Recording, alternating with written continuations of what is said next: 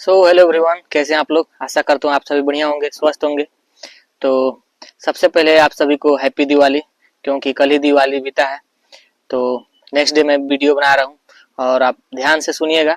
मैं बात करने वाला हूँ फायर के बारे में। फायर क्या होता है, इसके कितने प्रकार होते हैं, फायर यानी आग बुझाने के मेथड क्या होते हैं, पास मेथड क्या होता है, इन सारे विषय पे मैं अच्छे से बात करने वाला हूँ।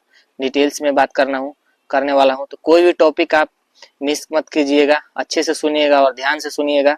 और आपका अगर मेरा ये वीडियो अगर अच्छा लगा आपको, तो जरूर अपने अपने दोस्तों के पास शेयर कीजिए। अगर आपको कुछ भी नया सीखने को मिलता है मेरे वीडियो से, तो जरूर आप अपने दोस्तों को और अपने जान पहचानने वाले को शेयर कीजिएगा। ओके, तो मैं स्टार्ट करता हूँ। सबसे पहले डेफिनेशन क्या है, व्हाट इज फायर। तो fire is a rapid combustion of heat, fuel and oxygen which produce light, smoke, etc या फ्लेम। ठीक ना। तो आग एक रासायनिक प्रक्रिया है जिसमें हीट यानी गर्मी, लाइट यानी उजाला या स्मोक यानी धुआं निकलता है। फिर से मैं दोहरा देता हूँ, इसका डेफिनेशन क्या होता है। Fire is a rapid combustion of heat, fuel and oxygen which produce light, flame, heat, smoke, etc. ठीक ना। इसका हिंदी में बताता हूँ, ध्यान से सुनिए। फायर यानी आग एक तेजी से होने वाली रासायनिक प्रक्रिया है जिसमें धुआं, लाइट या गर्मी निकलता है। ठीक ना। नेक्स्ट, इसमें क्या होता है, तीन टॉपिक होता है, यानी तीन मेन इसमें पॉइंट होते हैं जिसके चलते आग लगता है। तो इसमें क्या होता है, फ्यूल, हीट, ऑक्सीजन, ये तीनों मिलकर ही आग लगता है। अगर कुछ भी एक हट जाता है तो आग आपका नहीं लगेगा। क्या है, हीट यानी सबसे पहले फ्यूल, हीट, ऑक्सीजन। तो किसी सबका मतलब बराबर ही वैल्यू है।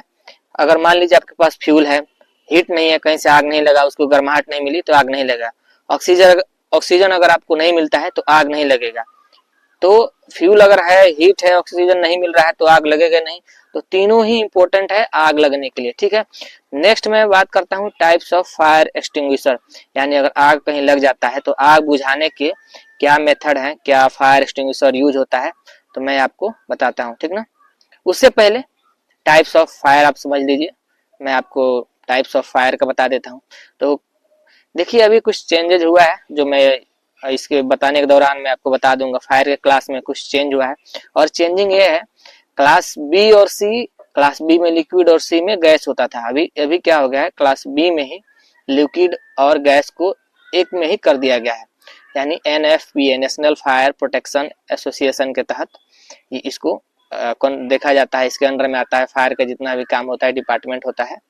एक बॉडी है, अमेरिकन बॉडी है, इसी के अंडर में आता है, यही रेगुलेट करती है मेनली फायर की चीजों में। तो इसने ऐसा अभी नियम बना दिया है, तो इसलिए हमको अभी ऐसा पढ़ना पड़ेगा। ठीक है। तो टाइप्स ऑफ फायर मैं आपको बताता हूँ। क्लास ए सॉलिड होता है, इसमें सॉलिड में क्या, वुड, पेपर, कपड़ा, ये सब क्लास ए में आएगा। ठीक ना। क्लास बी में आएगा लिक्विड और गैस। तो लिक्विड में क्या आ जाएगा, पेट्रोल, डीजल, आपका एल्कोहल, ये सारा चीज है। और लिक्विड में आपका आ जाएगा मीथेन, प्रोपेन, इस टाइप का लिक्विड आपका आ जाएगा। सी में क्या हो जाएगा, इलेक्ट्रिकल फायर होता है। क्लास सी में इलेक्ट्रिकल फायर होता है। तो इलेक्ट्रिकल फायर किस में लगता है, डीबी हो गया, डिस्ट्रीब्यूशन बोर्ड, इलेक्ट्रिकल पैनल हो गया, शॉर्ट सर्किट लग गया, तो इसमें बोलते हैं क्लास सी में ये आता है। और क्लास डी में क्या आएगा, मेटल फायर। ठीक ना। क्या आएगा, मेटल फायर। मेटल फायर मतलब किस में आग लगता है, सोडियम, ठीक ना, आपका मैग्नीशियम। तो ये हर जगह नहीं मिलता है, अच्छा अच्छा कंपनी में देखिएगा जहाँ केमिकल का ज्यादातर काम होता हो, वहां आपको ये मिलेगा मेटल फायर। और की आपका हो गया, लास्ट है किचन फायर, यानी किचन फायर जहाँ देखिएगा कम्युनिटी किचन चलता है, बड़ा बड़ा लंगर जहाँ चलता है, जहाँ 1000-2000 कंपनी में एक ही साथ खाना बनता है, वर्कर्स का, स्टाफ का, तो वहाँ किचन फायर लगना लाजमी है, लग ही जाता है। कई बार गलती हो जाता है किसी किसी से, तो वहां पे उस आग को किसके अंडर में रखते हैं, किचन फायर, यानी एनिमल फैट, डालडा, घी या जो भी इसमें आप लोग यूज कर रहे हैं, तो किचन फायर में आता है, यानी क्लास के में होता है। तो क्या क्या होगा, class A, B, C, D, ठीक है ना, और के। नेक्स्ट मैं बात करता हूँ इसके एक्सटिंग्विशर के बारे में। अगर क्लास ए, बी, सी और डी में या के में आग लग जाता है तो कौन सा हम लोग फायर एक्सटिंग्विशर यूज करते हैं, इसको मैं बता देता हूँ। तो ध्यान से सुनिएगा और समझिएगा, और कोई भी बात मैं भी जो बता रहा हूँ इसको स्किप मत कीजिएगा और ध्यान से सुनिएगा, ठीक है।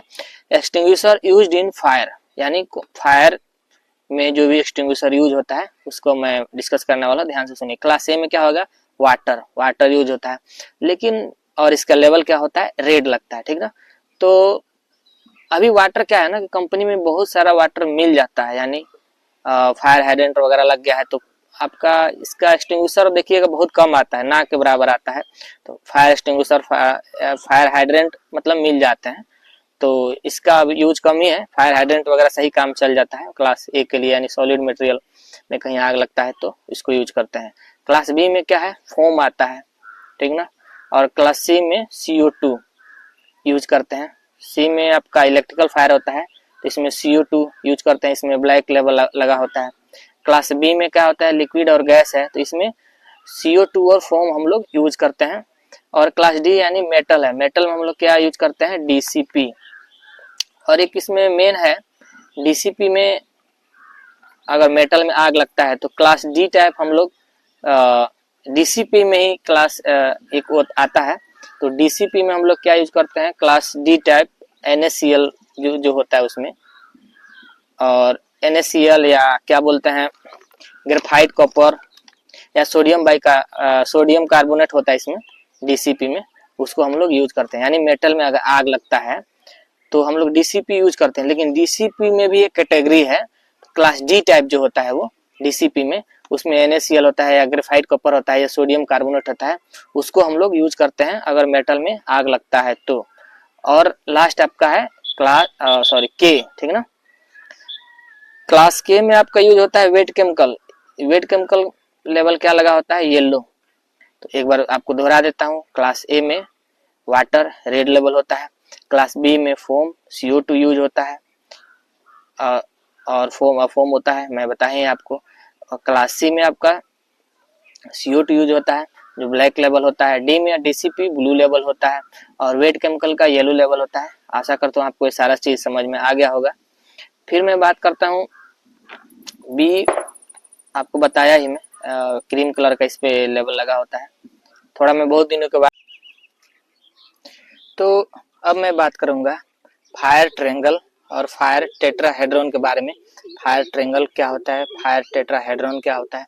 तो फायर ट्रायंगल होता है हीट, फ्यूल और ऑक्सीजन को फायर ट्रायंगल बोलते हैं, और फायर टेट्राहेड्रॉन किसको बोलते हैं, हीट, फ्यूल, ऑक्सीजन और इसमें चेन रिएक्शन जो होता है इसको बोलते हैं टेट्राहेड्रॉन, यानी चार, एक चौथा मेथड इसमें आ रहा है फायर टेट्राहेड्रॉन, इसको हम लोग बोलेंगे हीट, फ्यूल, ऑक्सीजन, और इसमें चेन रिएक्शन होता है साथ साथ आग लगने के लिए। अगर चेन रिएक्शन नहीं होगा तो आग नहीं लगेगा, इसलिए इसको हम लोग फायर टेट्राहेड्रॉन बोलते हैं। क्या बोलते हैं, फायर टेट्राहेड्रॉन, ठीक ना। फायर ट्रायंगल एक होता है जिसमें 3 एलिमेंट होते हैं, और चौथा एलिमेंट मिलता है चेन रिएक्शन जिसको टेट्राहेड्रॉन बोलते हैं, यानी चौथा एलिमेंट इसमें ऐड हो रहा है। तो heat, fuel, oxygen fire triangle होता है, हीट, फ्यूल, ऑक्सीजन और इसमें चेन रिएक्शन जिसमें होगा इसको फायर टेट्राहेड्रॉन बोलते हैं, ठीक है। एक और पॉइंट है ABC टाइप फायर एक्सटिंग्विशर में, इसमें कौन सा केमिकल होता है, इसमें होता है मोनो एम्यूनियम फॉस्फेट। क्या होता है, मोनो एम्यूनियम, AMMONIU, एम्यूनियम, आप उच्चारण मेरा थोड़ा गड़बड़ है शायद देख लीजिएगा, मोनो एम्यूनियम फॉस्फेट होता है ABC टाइप फायर एक्सटिंग्विशर में, ठीक ना।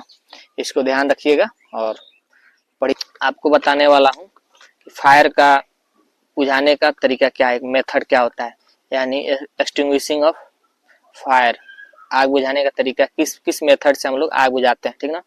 तो पहला क्या होता है स्टार्वेशन, दूसरा क्या होता है स्मूथरिंग, और तीसरा क्या होता है कूलिंग। तो स्टार्वेशन में हम लोग क्या करते हैं, फ्यूल हटा देते हैं, अगर कहीं आग लग गया है तो रिमूविंग फ्यूल, यानी मान लो कहीं अपना स्टोरेज एरिया है वहाँ डीजल वगैरह रखा है, आग लग गया तो क्या करेंगे हम लोग, सबसे आसान अगर हमको जो दिख रहा है फ्यूल अगर हटा सकते हैं डीजल वगैरह तो वहां से हटा दीजिए, तो उसको बोलते हैं स्टार्वेशन मेथड से हमने आग को बुझा दिया, ठीक ना। नेक्स्ट क्या है स्मूथरिंग, स्मूथरिंग क्या है, वहाँ ऑक्सीजन हम लोग कटिंग वहां कर देंगे, उसका ऑक्सीजन सप्लाई कट कर देंगे, यानी चारों तरफ से अगर बंद है खिड़की बंद कर देंगे तो बाहर से तेज हवा नहीं आएगा, तो चांसेस है जल्दी आग उसमें कंट्रोल हो जाए।